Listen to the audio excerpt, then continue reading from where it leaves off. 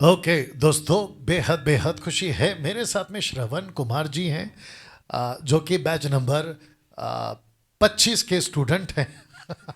हालांकि ये स्टूडेंट नहीं हो सकते, हम ही इनके स्टूडेंट हैं, लेकिन ये यहाँ पर आए हैं और 5 दिन का वक्त इन्होंने जो है यहाँ पर बिताया। तो सर, मैं चाहता हूँ कि आप बताएं कि आपने क्या सीखा है। जी सर, थोड़ा ऐसा कर लीजिए। सबसे पहले तो मैं परमेश्वर को धन्यवाद देता हूँ। जी साथ ही साथ मैं पास्टर डैनियल जी को भी धन्यवाद देता हूँ जी कि जिन्होंने आज हमें इतनी अच्छी शिक्षा सिखाई। मैं उसको बयान नहीं कर सकता, फिर भी मैं 2 लफ्ज जरूर बोलना जी चाहूँगा। जी जी। तो मैं इससे पहले हाँ मैं कहाँ था, क्या करता था, वो पहले जी जी, जानकारी बोलिए दे दूँ। बोलिए बोलिए। सबसे पहले तो मैं एक फौजी हूँ।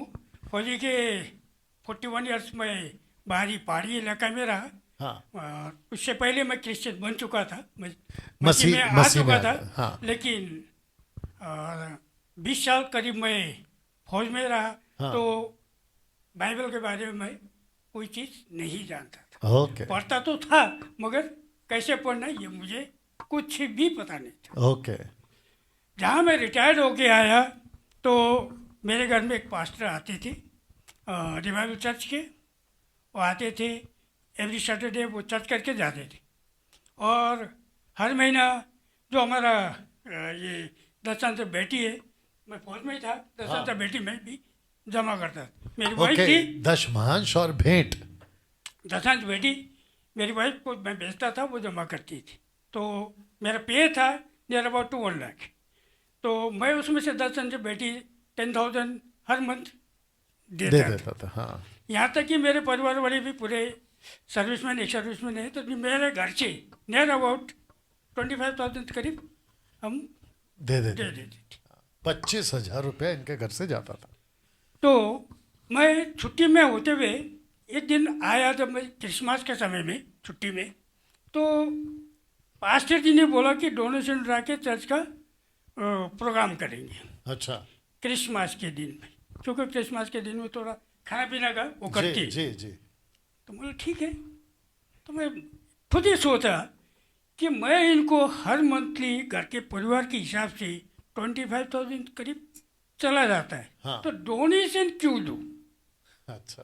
मेरे दिमाग में ये आया कि मैं डोनेशन क्यों दूँ। मैं उनसे पूछा, पास्टर जी मैं इतना आपको 10 अंश बेटी में जमा कर रहा हूँ, कि पैसा जा कहाँ रहा है।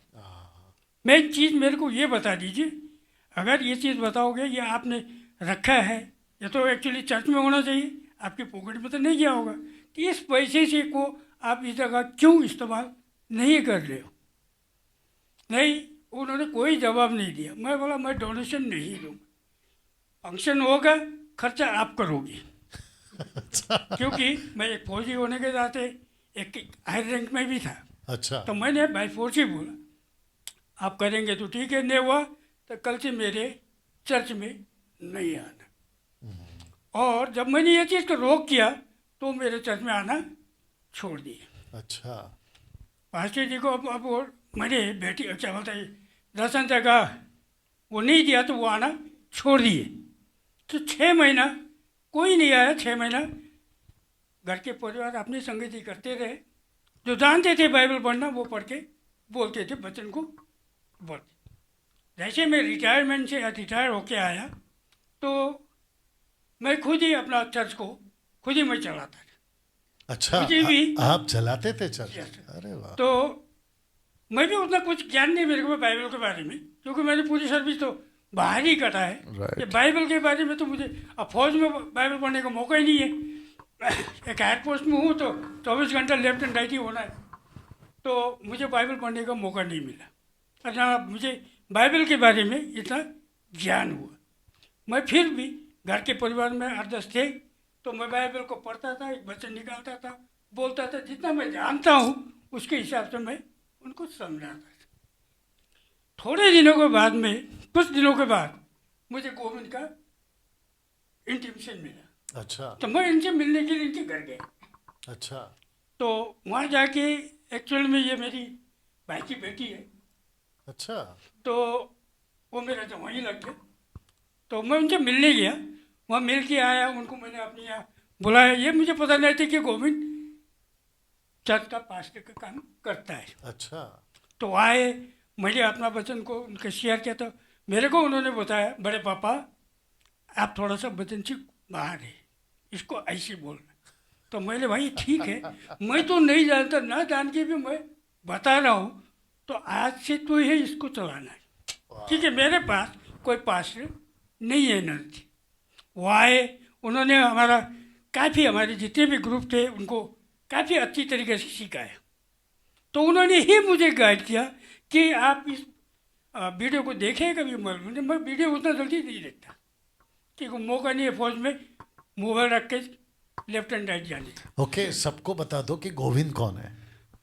गोविंद हमारे आसाम के पास्टर जी है, और वो मेरे जवाई लगती है। हाँ, मसीह मंथन बैठक के पास्टर। तो मसीह मंथन, आसाम के मसीह मंथन के पास्टर। ओके, तो ये उनकी बात कर रहे हैं, और गोविंद जी जो है उनकी वाइफ यहाँ पे बैठी है। ऐसा कर दो एक बार, ये उनकी वाइफ है। तो उन्होंने मेरे को काफ़ी चीज़ का गाइड किया, काफ़ी चीज़ सिखाया। एक्चुअली मैं, रियली फैक्ट है कि मैं मसीह मंथन में जुड़ा, और वहाँ पर हमने लास्ट 28 फरवरी को एमएमबी का हमने चर्च भी वहाँ पे इनॉग्रेट किया। आप सभी को उस समय में यहाँ मेरे से कुछ लोग हैं यहाँ पर, उसमें शामिल भी रहे। उसी जगह में मुझे सभी ने बताया कि आप भी एक बार बाइबल कॉलेज में सीख किया हो। तो मुझे उनके गाइड के थ्रू उन्होंने मुझे बताया। एक्चुअली मेरा भी इच्छा था कि मैं बाइबल को जानूँ, समझूँ।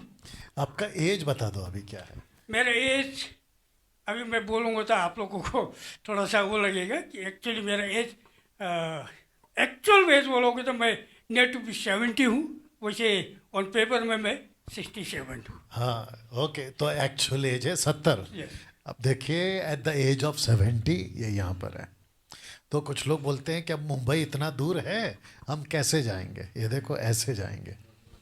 तो इस बीच में मेरे परिवार के सारे सदस्य ही हमें मसीह खानदान में हैं, और मेरे से छोटा भाई वो ये पास्टर, डॉक्टर पास्टर है, वो नेपाल में है।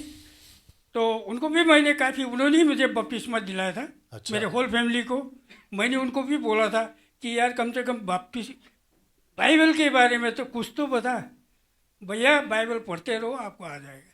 तो मैं तो ये समझा, मैं बाइबल को कम से कम इस दौरान लगभग इसको 10 बार मैंने पढ़ चुका हूँ। अच्छा। लेकिन मेरे भेजे में एक भी बात नहीं घुसा।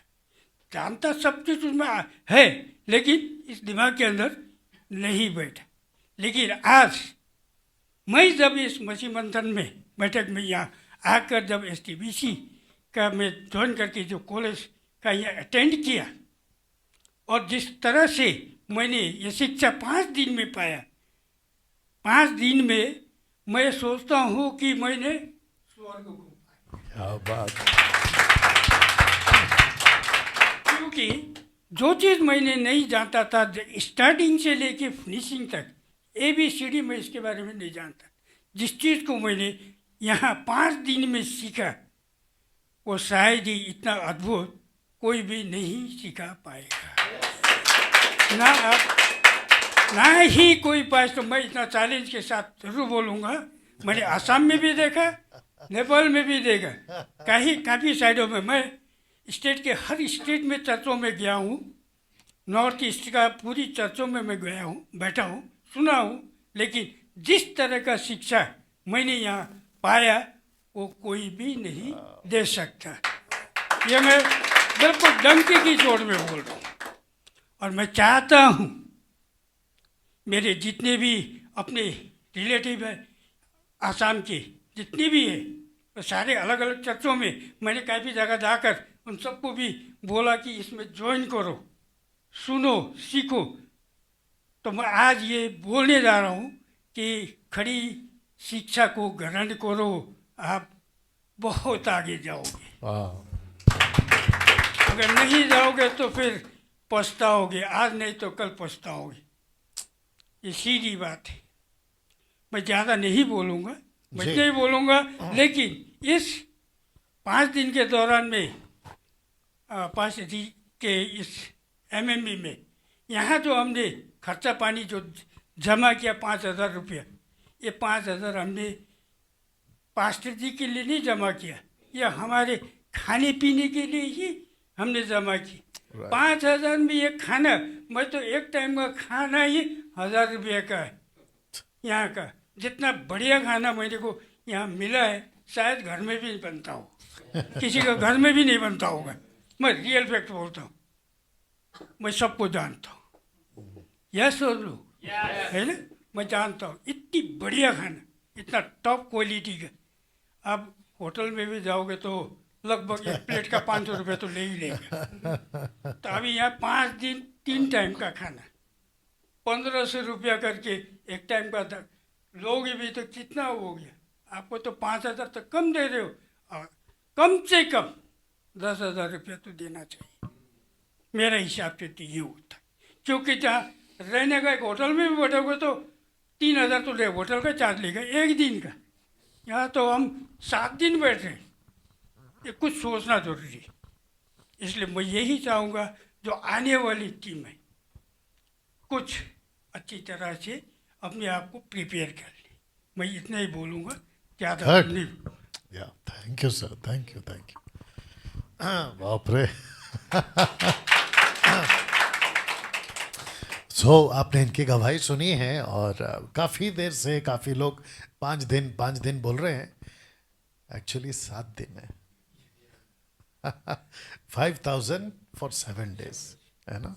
या थैंक यू। अगले वीडियो में मिलते हैं। God bless.